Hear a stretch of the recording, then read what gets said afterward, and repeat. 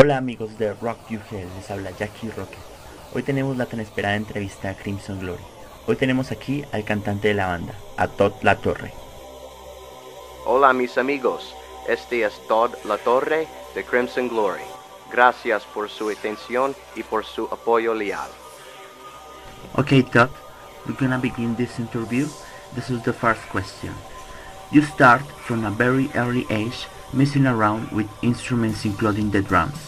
When you find out your voice was your hidden treasure? Yes, I started playing guitar at 10 years old, and then at 13 is when I got my first real drum set. So I joined my first band when I was probably 14 or 15 years old, and we always had trouble finding singers, so each of us would kind of try out singing on our little demo tapes that we would make. But I always was a backing vocalist. I never really sang lead vocals in all the bands that I played in. I would sing lead vocals on my own personal music, but never had the experience as a front man singing, lead vocals for a band. So I guess that it was really a hidden treasure that is finally being revealed, and I'm really enjoying it a lot. I'm very happy that the fans are pleased with what they're hearing, and the band is very pleased, so things are great. Your family were music lovers and you are exposed to different music genres. When you decide to focus on metal? Yes, there was always lots of different types of music being played in the house as I was growing up. Anything from Billy Joel to Cat Stevens, Fleetwood Mac. Then you had a lot of R&B and Motown stuff, some contemporary jazz. It wasn't until I heard the very first Dokken record that I really was captivated by the sound, and primarily it was the power chord with riding on the low E string, kind of that crunchy rhythm guitar sound. That was when I really, the first time I had heard that guitar sound with the riding and the real crunchy guitars. I just loved it, and so that was really the beginning of my wanting to look into other bands, and that was really when I got into, really went from rock and roll to heavy metal. Yeah, that's a good sound. Well, Todd, how you were selected by Crimson Glory? Well, one of my very good friends, Matt Laporte, who plays for John Oliva's Pain, was rehearsing with Crimson Glory in preparation for the Prog Power concert that was in Atlanta, Georgia. Crimson Glory was headlining Friday night, and it was a memorial tribute concert to Midnight. So he had been rehearsing with the band, and Matt and I did a couple of things musically together. He really liked my voice a lot, and I think that he thought this would be a really good opportunity to meet the band and possibly have the opportunity to become one of the guest vocalists. There were like 17 or 18 guest singers, and he talked to John about me several times. Finally, the opportunity came up. John said, hey, call your friend Todd, get him down here, and that's really how it all started. And then after the first night that I was down there, at the end of practice, John invited me to come back the next day.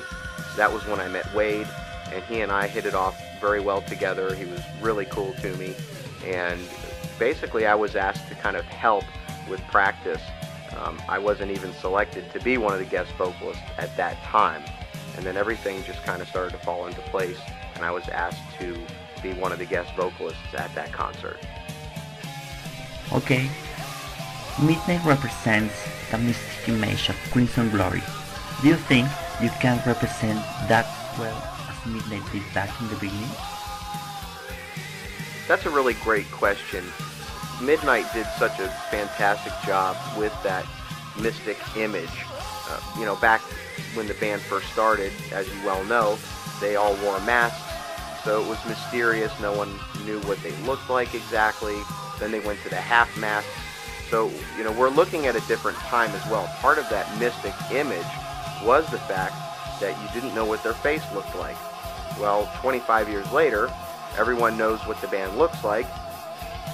So I think that the mystic image will still be present, but it's really going to be about great songwriting, great lyrical content, and then, of course, the emotional delivery in the vocals.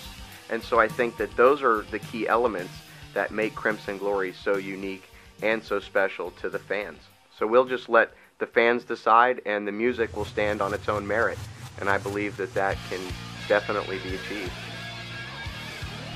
In Astronomic album, Wade Black, the Crimson Glory singer of this time, was the comeback after many years' absence. What do you think about the sound that the Crimson Glory achieved with him? Well, I think that the Astronomica record is a great record. It's definitely very bass-driven. It's much more aggressive and heavy, and also because of Wade's style of singing, it's grittier. It's a different type of singing, and I really like the record. I think it's some of the hardest stuff to sing for sure. But you know, the fans, I think, were expecting something along the lines of Transcendence. They got Astronomica. It was very well received. And people have to remember that bands don't want to write the same record over and over and over. They want to try new things. The first two records had a unique sound. Astronomica had its own unique sound. Even Strange and Beautiful was a different sounding record. So I think that the fans should remember that as an artist, you don't want to regurgitate the same sounding stuff. It's not 1986 anymore, and bands need to grow musically. But yes, it was a different sounding record from the classic Crimson Glory sound. But Crimson Glory wrote the music, and they found a great singer at that time to do it. And I think Wade did a fantastic job with it, and I know that it was very well received. So overall, I think it sounds great, and they all did a great job. Your first operation was as the Rock Power USA. How was the response of the people with,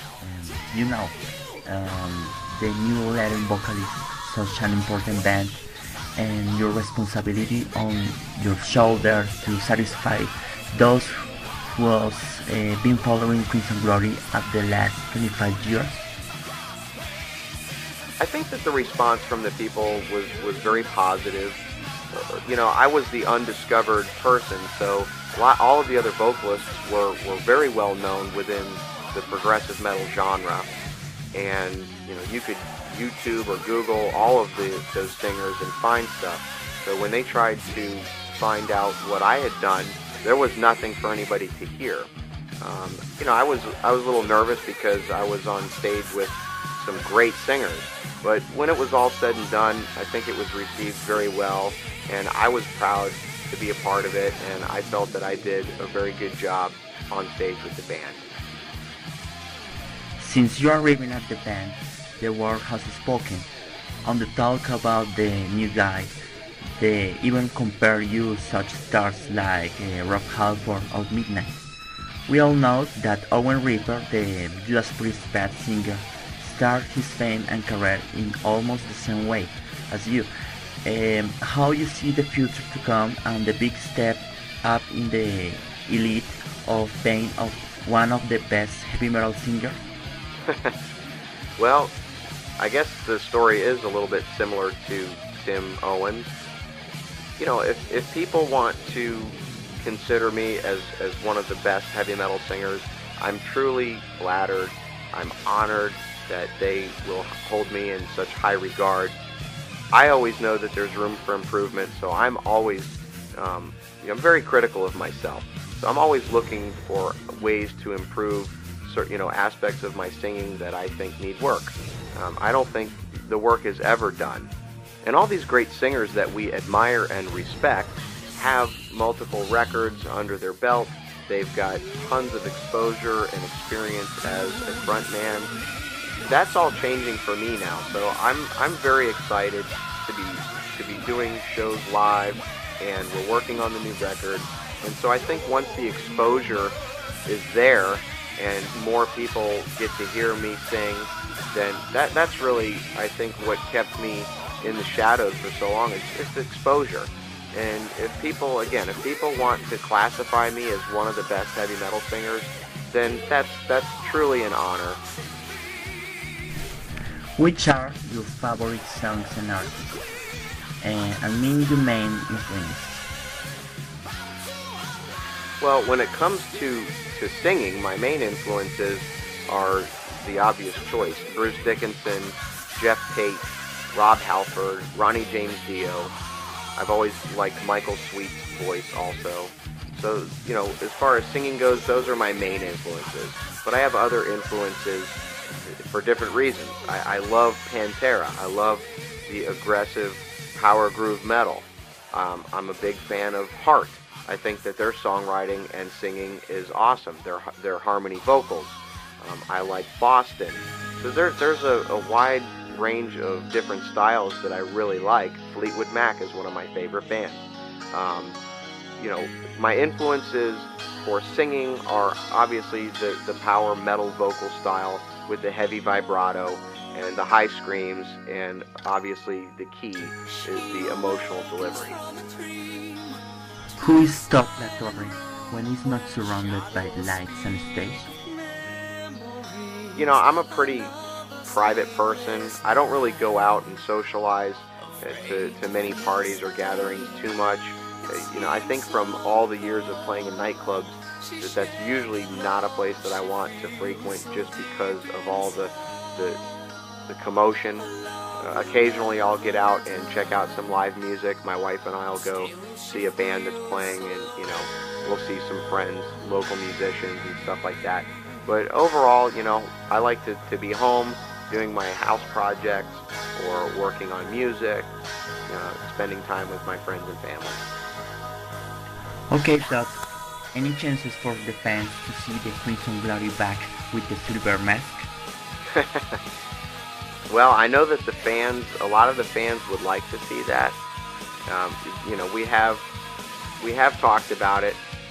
All of the guys, we've briefly touched on the subject, but I think that it's not out of the question by any means.